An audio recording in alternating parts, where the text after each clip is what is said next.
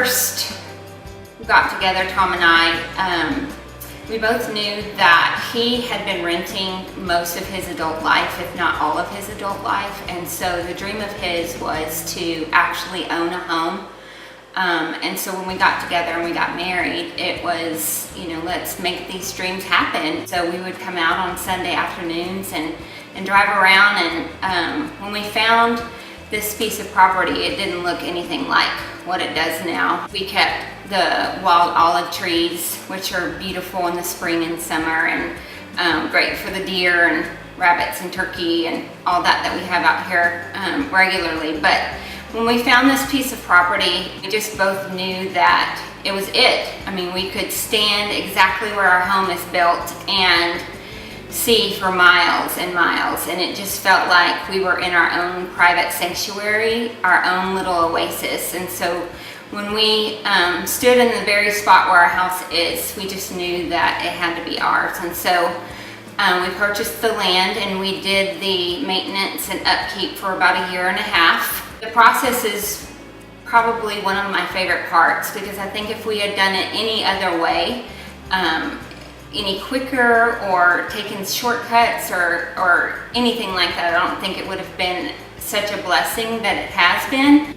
We actually broke ground the weekend of Thanksgiving, and we had a lot of friends and family come out, and they did our scripture walk with us. And so this house has been prayed over. There are verses on the studs and the walls. We actually have, in the concrete underneath the kitchen sink, is our close personal family and our immediate families, just prayers and verses that are actually buried in the concrete. So to say that this home is very well built is an understatement. Very well loved is also an understatement. And it's just, it literally is the best, most private sanctuary we could have ever hoped for. You know, when I designed our kitchen especially, I wanted the deep pull-out drawers so that there's plenty of room, you know, with doors that pull out inside, so I don't have to be on the floor basically pulling out pots and pans or putting my Tupperware or my dishes away.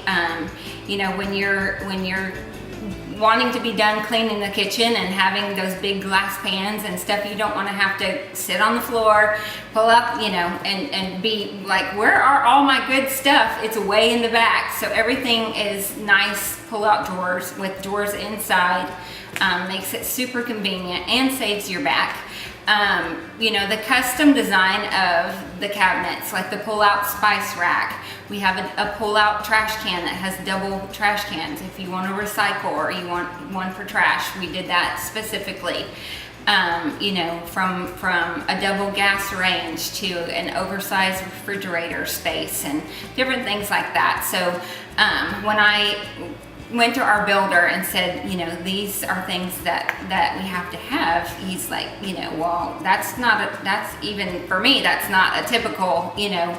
And I'm like, well, you know, it has to be. A woman cooking in this kitchen needs convenience and needs efficiency and needs, you know, the ease of being able to put everything away and have her kids also want to help. When you drive out here and you see, you know, deer who have just had their babies, or, you know, the mama and the daddy turkeys and all their little baby turkeys, and then later on in the year, you know, you see them all growing up. Or if you're an avid bird watcher, I've noticed over 25 different species of birds. And, you know, just all the little things that make up what this house is. It's more than, you know, just a building. I just know that I'm gonna miss it here so much, and I've loved it here so much, and I hope that the next person that comes in here loves it just as much as I did.